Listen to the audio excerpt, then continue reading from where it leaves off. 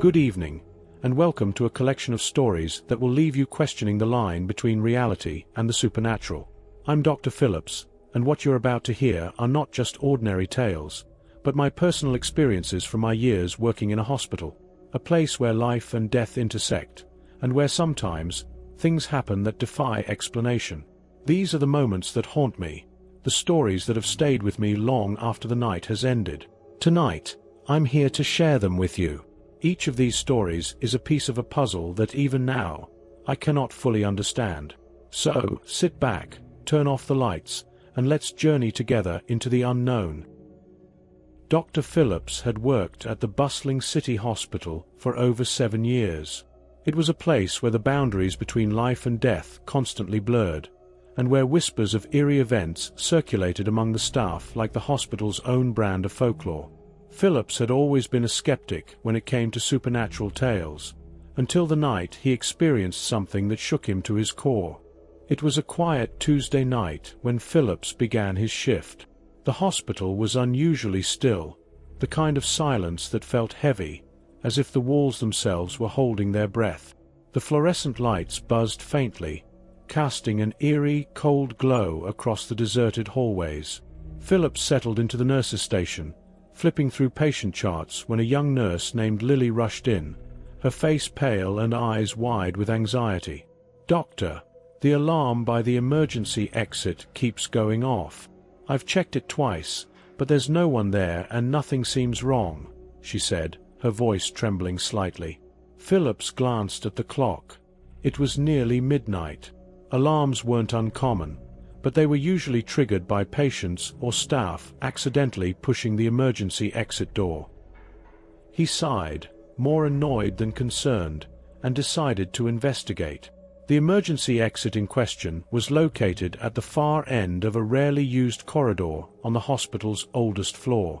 It was a spot avoided by most of the staff, rumored to be haunted due to its age and past incidents that no one could fully explain.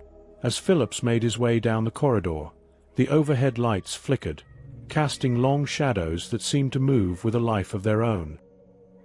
He shrugged off the unsettling feeling as he approached the door. Upon arrival, Phillips inspected the emergency exit thoroughly. The door was locked securely, the alarm system appeared intact, and no one was in the area. He manually reset the alarm system, believing it to be a simple technical malfunction. But as soon as he turned to leave, the alarm blared again, louder and more insistent, as if mocking his efforts. Phillips returned to the nurse's station with Lily, hoping to resolve the issue from there. However, the moment they stepped inside, the alarm began ringing once more, piercing the silence of the night. The sound was sharp, jarring, almost invasive. It echoed through the sterile halls, growing louder and louder as if the entire hospital were amplifying its call. Phillips tried everything, resetting the system, checking the circuits, even turning off the entire alarm mechanism, but the sound persisted, haunting them with its relentless rhythm. The following nights, the alarm continued its eerie performance, but only when the young nurse Lily was on duty.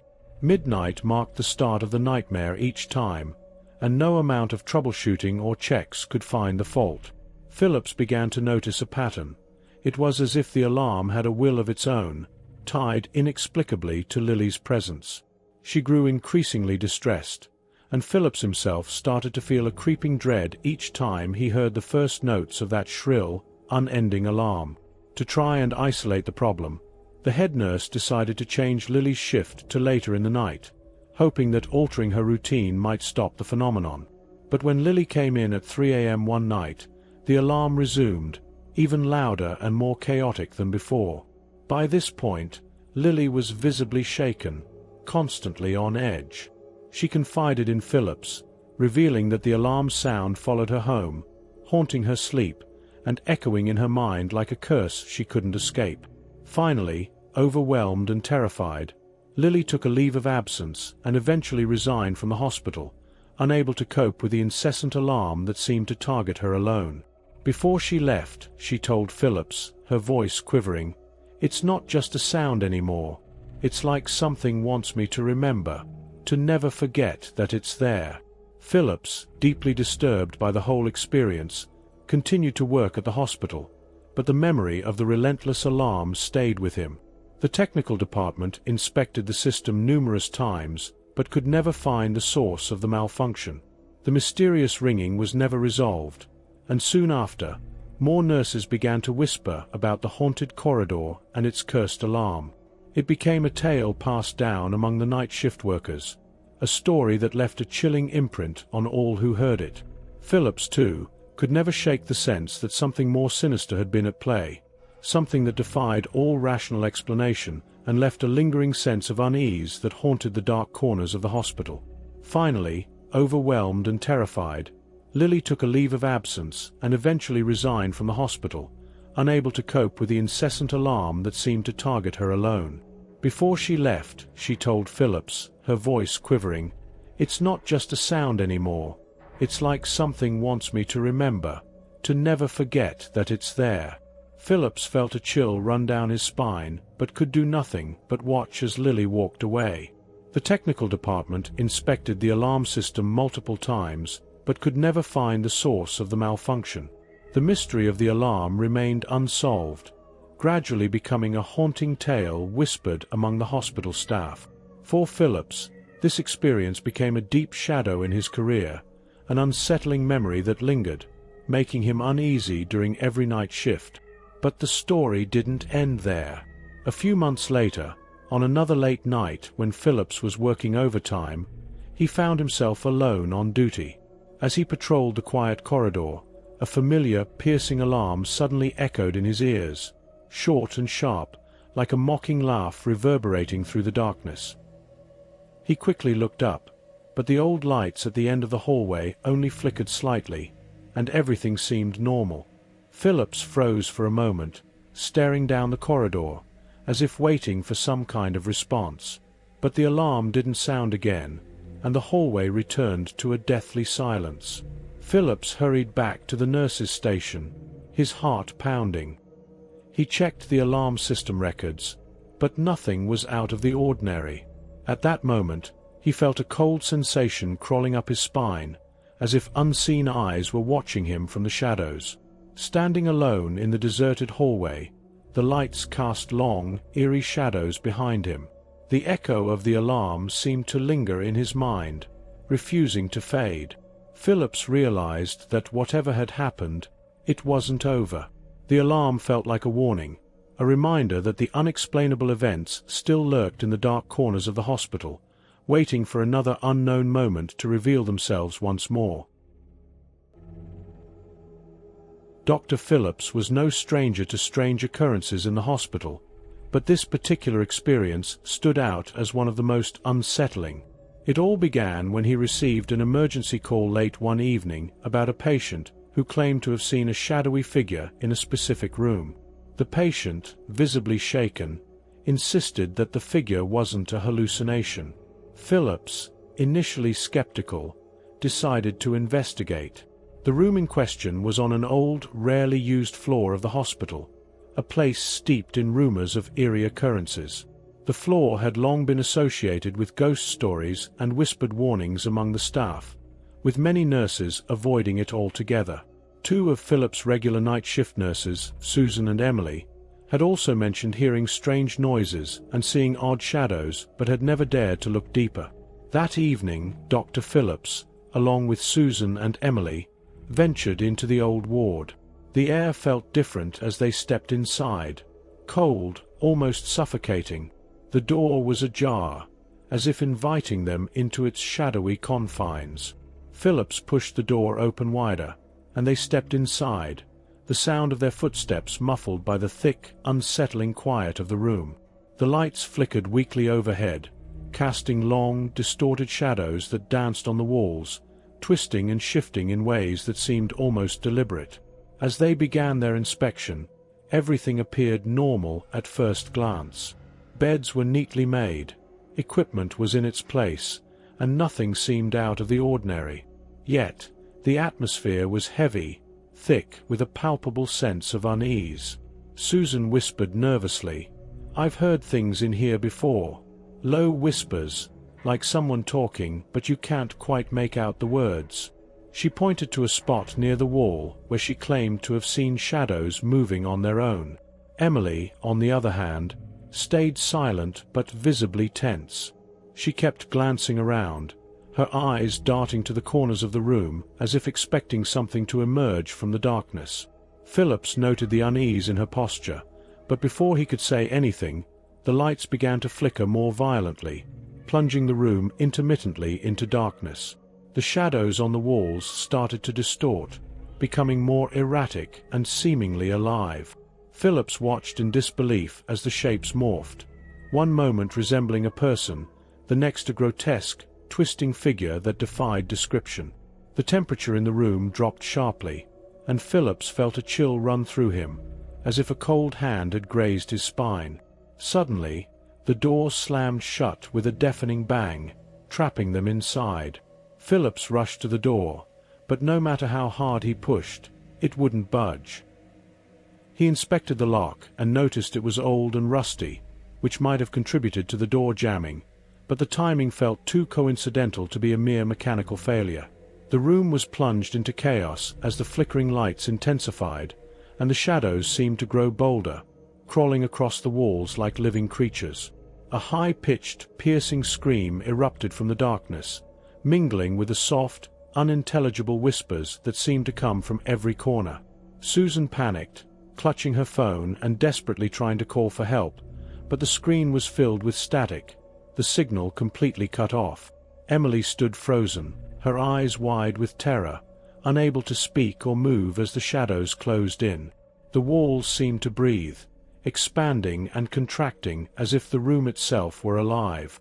Phillips could feel the oppressive presence bearing down on them, a weight that made it difficult to breathe. In a desperate attempt, Phillips slammed his shoulder against the door repeatedly, finally managing to force it open. The three of them stumbled out into the hallway, gasping for breath, their faces pale and hearts racing. They quickly sealed the room, and the door clicked shut behind them, the finality of the sound echoing in the silent corridor. Following the incident, the hospital administration launched a detailed investigation. Technicians were brought in to inspect the room's electrical systems, wiring, and door mechanisms. They reported that the flickering lights were due to faulty wiring and aging circuits, common in the older parts of the hospital. The door's sudden jamming was attributed to rust and disuse, but none of these explanations accounted for the shadows or the voices that Phillips and the nurses had experienced. Security footage from the hallway outside the room was reviewed multiple times. However, the footage only showed the door shutting on its own, but captured no visible presence that could explain the disturbances inside. The room was temporarily sealed off, and the staff was warned not to enter until further notice. Phillips couldn't shake off the unease from that night. He spent hours researching the room's history and discovered that years ago, it had been used as a psychiatric ward. One record, in particular, caught his attention, a case involving a disturbed patient who had committed suicide in that very room.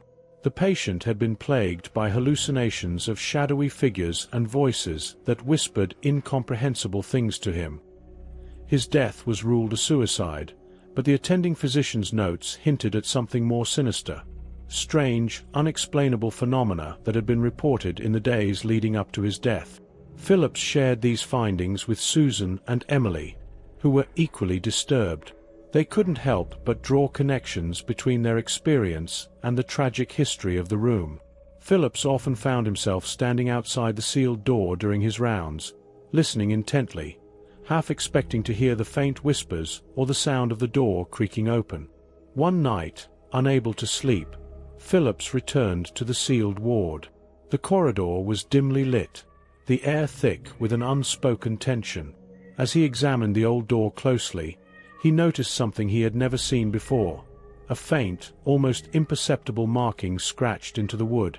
It was a series of chaotic lines that resembled a human figure, twisted and distorted, just like the shadows they had seen on the walls. Phillips quickly photographed the markings and sent them to the hospital's historical archives department, hoping to find any links. The archivist later informed him that similar symbols had been found etched on the walls of other old psychiatric facilities, often associated with patients who claimed to be haunted by shadowy presences. Phillips left the ward that night with a renewed sense of dread. The discovery of the markings only deepened the mystery, suggesting that the room's dark history had left an indelible mark that refused to fade. For Phillips, the ward was no longer just an old, abandoned space.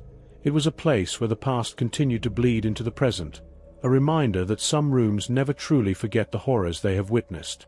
Every time Phillips passes by that room now, he feels a chill, a reminder of the night when the shadows came alive. He often wonders if, one day, the door might creak open once more, inviting him back into its dark embrace. Dr. Phillips had witnessed many unsettling events during his time at the hospital, but none as disturbing as what happened one fateful night. It all started with one of his long-term patients, an elderly woman in her 70s battling late-stage lung cancer. Under Phillips' care for months, she regularly came in for chemotherapy. Although she never knew the full extent of her illness, her two daughters were fully aware and chose not to tell her the complete truth to protect her. As the woman's condition deteriorated, her daughters reluctantly agreed to bring her home for palliative care, only returning to the hospital to pick up medications. On the night before her discharge, Phillips was on duty and went to visit her. The woman, visibly weakened, asked Phillips directly if her time was running out. Phillips, bound by professional ethics, avoided the question, offering comforting but hollow reassurances that she would feel better soon, knowing her prognosis was grim. That night, Phillips tried to rest in the on-call room, but an uneasy feeling lingered. Around 2 a.m., he was startled awake by a loud, insistent knocking on his door. Expecting an emergency call from a nurse, he quickly put on his coat and mask, ready to assist. As he approached the door, the knocking stopped abruptly, leaving an oppressive silence that felt unnatural. When Phillips opened the door, he was immediately overwhelmed by an unbearable stench, a sickening mix of rot and decay that filled the air. He almost retched as the foul smell assaulted his senses. Standing before him was an old man in a crisp black suit, sharply dressed in clothes that appeared new and pristine, a stark contrast to the foul odor that clung to him. The man's face was pale, with deeply sunken eyes and dark circles that looked almost painted on, his expression cold and detached. Phillips managed to greet the man and asked if he needed help. The man's voice, heavy with the same putrid odor, asked directly, "Are you the doctor treating the old woman with lung cancer?" Phillips, unsettled by the question and the overwhelming stench, tried to step back, but the man moved closer, showing an unsettling level of interest in the patient's condition. Phillips, trying to maintain his composure, turned to the medical records, searching for the woman's file. Out of habit, he asked, "Are you her family?" The old man paused before responding, "I'm her family." Phillips continued to explain the woman's deteriorating state and how she had been discharged for home care. The man listened quietly, his eyes welling up with tears that contrasted sharply with his emotionless face. "How much longer does she have?" the man asked, his tone flat and disconcerting. Phillips hesitated but eventually replied that she likely had a month or two left. The man nodded, bowing deeply in thanks before turning and walking away, the foul stench trailing behind him. The next day, Phillips recounted the encounter to his supervisor and described the strange visitor to the woman's daughters. They were shocked and insisted that their father had died years ago, and there were no other male relatives who would have visited the hospital. Phillips couldn't reconcile the vivid memory of the man with their statements. He vividly recalled the man's presence, his suit, and that terrible smell. He tried to rationalize it. Perhaps it was a distant relative or someone unknown to the daughters, but the encounter haunted him. Later that day, the eldest daughter visited Phillips with a photograph of her father, asking if the man in the photo was the one he had seen. Phillips immediately recognized the suit, the eyes, the unmistakable face of the man who had visited him the night before. "He was buried in this suit," she whispered, her voice filled with a mix of sadness and disbelief. In the weeks that followed, Phillips couldn't escape the feeling that the old man's presence had left a mark on the hospital. Nurses began reporting strange occurrences near the old woman's former room, lights flickering, shadows moving in the periphery of their vision, and the faint, inexplicable stench of rot that seemed to come and go without warning.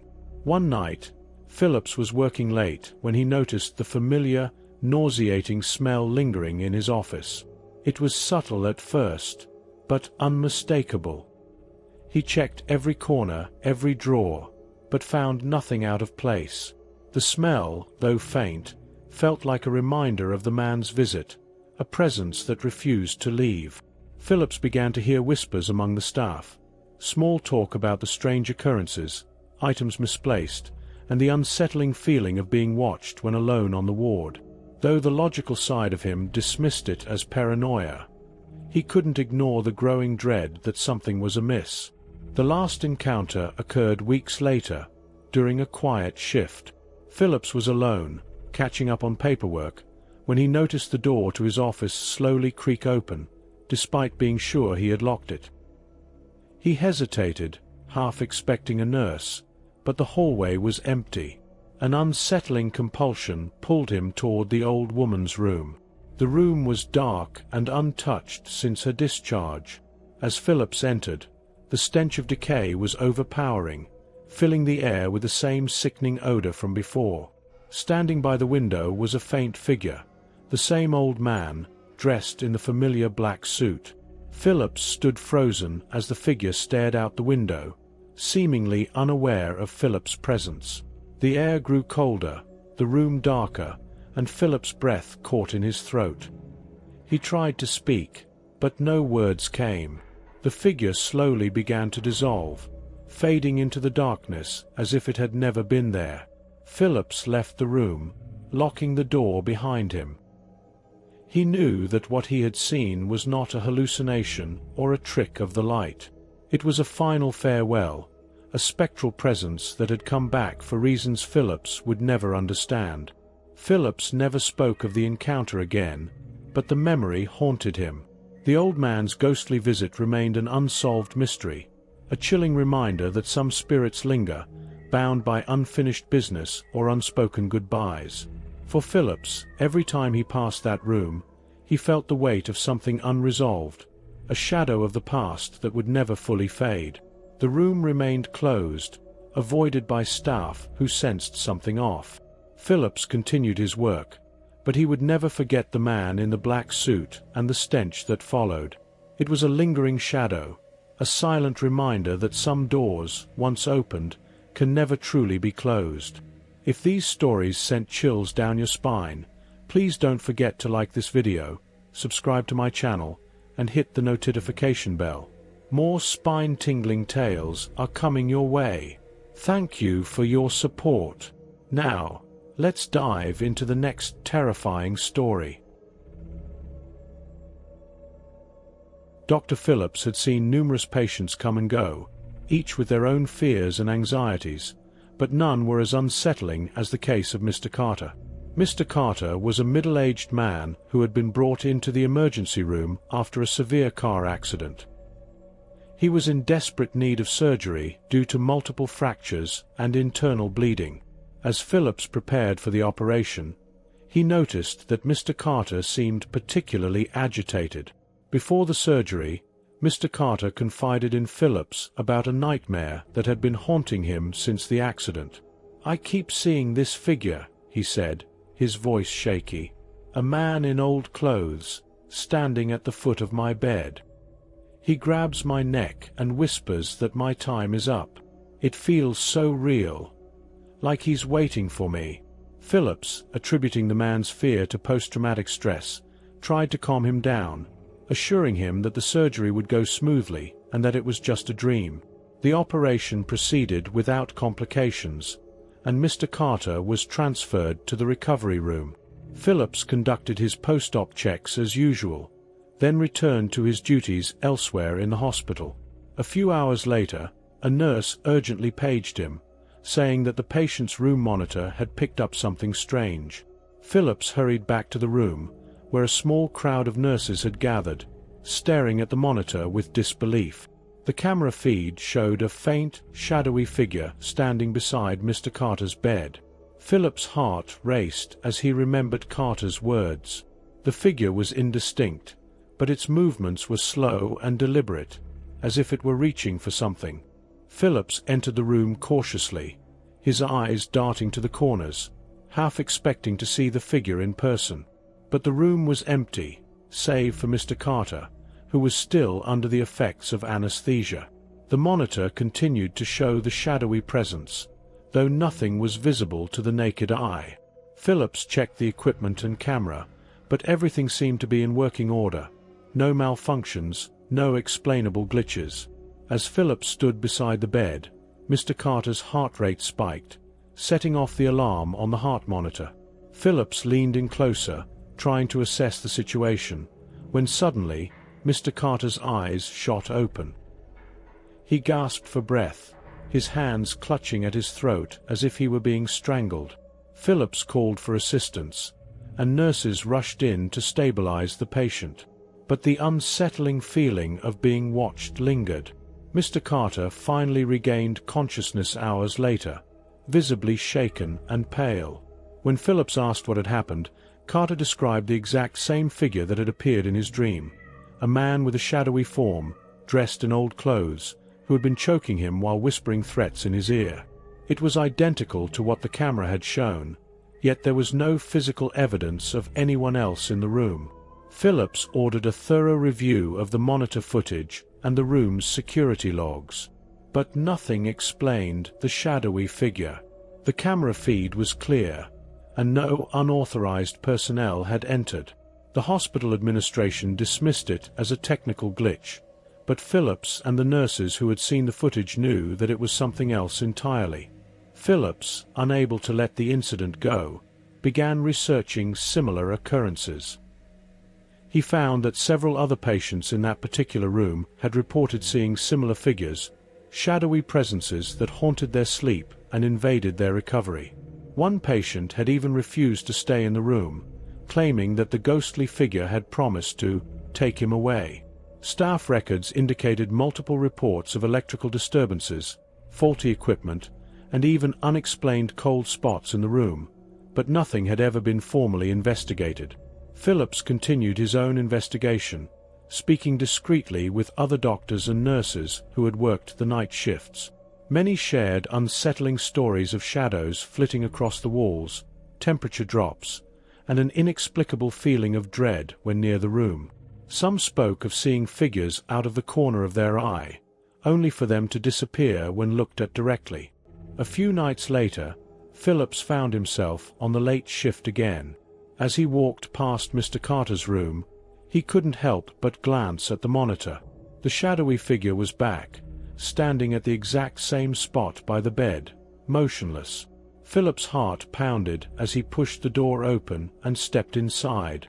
The air was cold, and the room felt suffocatingly quiet. Phillips approached the bed cautiously, half expecting the figure to vanish as it had before. Instead, he felt a sudden, intense pressure around his chest, as if something unseen was squeezing the air out of his lungs. He staggered back, struggling to breathe, his vision blurring at the edges. Just as he felt he might pass out, the pressure lifted, and he stumbled against the wall, gasping for air. The room returned to its eerie stillness, and Phillips found himself staring at the empty space beside Mr. Carter's bed, where the shadow had been. He quickly exited, shaken and pale, feeling a cold sweat on his brow. When Mr. Carter was well enough to be discharged, he called Phillips over, insisting on sharing one last thing. "I saw him again," Mr. Carter said, his voice barely above a whisper. "The man in old clothes. He was angry, like I wasn't supposed to survive. He told me he'd be waiting." Phillips nodded, unable to offer any rational explanation. He watched as Mr. Carter was wheeled out of the hospital, knowing that whatever haunted him might never truly let go. Phillips couldn't help but feel that the shadowy figure wasn't just a product of Carter's mind, but something that had attached itself to that room, waiting for its next victim. The hospital eventually decided to move all patients out of the room, citing the ongoing technical issues as the official reason. But those who had experienced the eerie presence knew it was more than just faulty equipment. For Phillips, the room remained a stark reminder that some nightmares don't end when you wake up, and some ghosts never leave. Phillips continued his duties, but the shadowy figure stayed with him, a constant reminder of the unseen forces that lurk in the hospital's quietest corners. Even today, he can't pass by that room without feeling the prickle of fear, the weight of unseen eyes watching. And though he never speaks of it, Phillips knows that the figure is still there, waiting in the shadows for its next chance to reach out from the dark. As Dr. Phillips finished recounting his chilling experiences, a heavy silence filled the room. Each story, though separate, painted a haunting picture of the unseen forces that lurked within the hospital's sterile walls. From the unexplained alarms to shadowy figures and ghostly visits, Phillips had encountered the unexplainable, testing the limits of his rational mind. He leaned back in his chair, the weight of his memories evident on his face. "Hospitals," he said quietly, "are places of life and death. Every day, we see people at their most vulnerable, on the brink of something we can't fully understand. But it's not just the living who linger here. Sometimes, it's what's left behind." Phillips paused, his gaze distant, as if reliving those nights once more. "These weren't just stories," he continued, his voice laced with an undeniable truth. "They were reminders that no matter how much we try to control life and death, there are forces beyond our understanding that defy explanation. Shadows that creep in the night, voices that whisper in the silence, and eyes that watch when no one is looking." For Phillips, each encounter left an indelible mark. The hospital, with its endless corridors and darkened rooms, was more than just a place of healing. It was a threshold between worlds, where the past sometimes refused to rest. He knew he would never forget the faces, the voices, or the cold, unseen presence that followed him. In the end, Phillips concluded, these stories aren't just about fear. They're about the unknown. They remind us that not everything can be fixed. Not every spirit can be laid to rest. Some doors, once opened, never truly close. And sometimes, the things that haunt us the most are the ones we never see coming. Phillips' stories were not just tales of terror. They were a sobering reminder of the mysteries that exist just beyond the veil of the visible world. As he got up to leave, the room felt colder, the shadows a little darker. His experiences served as a cautionary tale, a whisper in the back of your mind that maybe, just maybe, there's something more lurking in the quietest corners of our lives. The lights flickered as he walked away, leaving behind an air of unease, a final reminder that the stories were far from over. For in the world of the living, it is easy to forget that we are not alone, that every now and then, something unseen may reach out from the dark. And when it does, all you can do is hope that it's not coming for you next. Thank you to everyone who watched my video. May your nights be peaceful and free from nightmares, and may you always feel safe and secure. Looking forward to seeing you next time.